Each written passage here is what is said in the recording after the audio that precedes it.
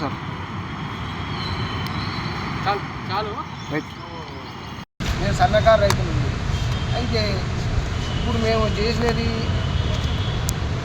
Sir మాకు రుణమాఫీ కావాలి ఖచ్చితంగా. ఈ రుణమాఫీ అనేది ఈ బ్యాంకుకు 2 లక్షలు మాఫీ చేస్తున్న రేవంత్ రెడ్డి గారు అన్నారు. సరే, ఆయన అన్న ప్రకారమే వాళ్ళు ఇచ్చారు. 2 లక్షలు మాఫీ చేస్తున్నారు. మీ ఆశతోటి అందరం ప్రతి రైతు కానీ కూలీలు కానీ ప్రజలంతా రేవంత్ రెడ్డి గారు గెలవాలని ఆలోచన చేసి గెలిపించిన తర్వాత మీ ఆశతోటి 2 లక్షలు మాఫీ అనే వరకు ఫస్ట్ కేసీఆర్ 1 లక్ష వదిలిపెట్టిపోయింది. ఆ పైసలు అటువంటి డబ్బులు మొత్తం 2 లక్షలకు పైన అయినాయి. కానీ ఆ పైన అయిన ఆలోచన మేము చేసుకుంటాం. కాబట్టి మీరు 2 లక్షల రుణమాఫీ బ్యాంకుకు విచారించండి. అరే బాబు, ఈ 2 లక్షలు ఈ పైసలు మీరు కట్టుకుంటే మేము ఈ 2 లక్షలు మాఫీ చేస్తానని చెప్పి ఇక రేవంత్ రెడ్డి గారు వాళ్ళకి ఇన్ఫర్మేషన్ ఇచ్చి కలెక్టర్ కానీ బ్యాంకు ద్వారా కానీ వాళ్ళకి ఇన్ఫర్మేషన్ ఇస్తే ఈ 2 లక్షల మీరు చూసుకోండి, కనుమ పైసలు మేము కట్టుకుంటాం. మరి ఇక్కడికి ఎందుకు వచ్చినామంటే నాకు 2 లక్షలు మాఫీ చేస్తాను. నాకు ఏది తెలియక ప్రగతి భవన్ అనేది నాకు తెలియదు. ఈ గాంధీ భవన్ అంటే ఎక్కడుందని ఆలోచనతో గాంధీ భవన్ కాడికి వచ్చిన. స్పష్టంగా నాకు 2 లక్షల రుణమాఫీ నేనే కాదు, పేద ప్రజలు చాలామంది ఉన్నారు. నాకు స్పష్టంగా రుణమాఫీ చేయాలి. నీ పేరు ఏం పేరు? ఏ ఊరు నుంచి ఏం పేరు? తోట యాదగిరి శాలిగారు మండలం తుంగుతుర్తి నియోజకవర్గం, నల్గొండ జిల్లా. నేను ఒక రైతును. నేను బోనసు స్పష్టంగా 55 క్వింటాలు 80 కిలోలు అమ్మిన స్పష్టంగా. అయితే దానికి బోనస్ కూడా ఇంతవరకు రాలే. సరే, సన్నోట్లకు అన్నావు, కొట్టినావు చేసినావు. సరే, 500 బోనస్ వస్తుంది కదా అని చెప్పంటే ఆ బోనస్ కూడా రాలే. ఇది రుణమాఫీ కాలే, ఇది పింఛనీ లేదు. మా పరిస్థితి అంటే ఆరోగ్యాన్ని ముచ్చట మేము మా దేవుని దయ చేసుకుంటున్నాం.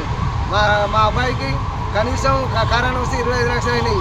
నువ్వు ఎందుకు కట్టలేదు, ఈ పైసలు ఎవరు కట్టలేని అంటున్నావు కదా. అటువంటి ఇబ్బందులు ఉన్నాం కాబట్టి మేము కట్టలేకపోయినాం. మాకు 3 పిల్లలు, అమ్మాయి. కాబట్టి ఎటు చేసి నాకు 2 లక్షల రుణమాఫీ చేస్తే చాలా సంతోషమైన విషయం.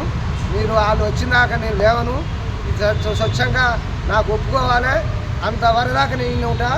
రమ్మను, నేను అబద్ధం ఆడితే తీసుకుపోయి చేయలేదను. దేనికైనా సిద్ధమే. నేను ఏదైనా పొరపాటుగా మాట్లాడితే రేవంత్ రెడ్డి గారు మీరు మాట్లాడవచ్చు. నేను తప్పుతో మాట్లాడలే. రుణమాఫీ ఇవ్వండి. ఇప్పుడు బోనస్ అనే ఆలోచన మీకు అందరికీ తెలుసు. మీరు అన్నారు బోనస్ ఇస్తా అన్నారు, దాదా మార్కెట్ కొట్టన్నారు. మార్కెట్ కొట్టినాము. ఆ బోనస్ ఇవ్వరైతురి, ఈ రుణమాఫీ చేయరైతురి. నాకు పింఛనీ లేదు. ఇటువంటి ఒక ఆలోచనతోటి మాకు మీరు చేసే సాయం చేస్తే చాలా సంతోషం. మాకు కలెక్టర్ ఆఫీస్కి అయితే పోలే. ఎంత ఉంది నీ అప్పు? నా అప్పు అంటే ఫస్ట్ 1,70,000 తెస్తే ఆ నుంచి పెరిగింది 1,00,000 పోయి 3,25,000 అయినాయి. ఇప్పుడు దాని మీద రాసే ఉన్నాయి. ఆ పాస్బుక్ ఉంది నా కాడ. ఏమంటారు బ్యాంక్ వాళ్ళు ఏమంటారు, నువ్వు ఈ మొత్తం కట్టు కాలేజ్ అమ్మ 2 లక్షలు మాపంటారు. మరి కదవ పైసలు కడుతున్నా వాళ్ళంటారు. అంటే ఇవన్నీ మాకు చెప్పకు. ఆయన చెప్పినాడు మేము చేసి మేము ఫోటోలు వెళ్తాం. మేమంతా మా డబ్బులు మాకు కట్టినాక చూసుకోలేకపోతే పెరుగుతాయి. భూమి అమ్ముకుంటూ నువ్వు ఇల్లు అమ్ముకుంటూ మాకు సంబంధం లేదు వాళ్ళు అంటారు. అంతే, అది సంగతి సార్. ఏం చెప్పాలనుకుంటున్నారు సార్? ఏం చెప్పాలనుకుంటున్నారు వాళ్ళు ఏం చెప్పారంటే నేను ఇష్టం ఎక్కడ పోతే మా పైసలు నాకు కట్టంటారు. నేను చెప్పు నా రివర్సన నాకు 2 లక్షల రుణమాఫీ అనేది మీరు చేయండి. రేవంత్ రెడ్డి గారు దయచేసి చేయండి.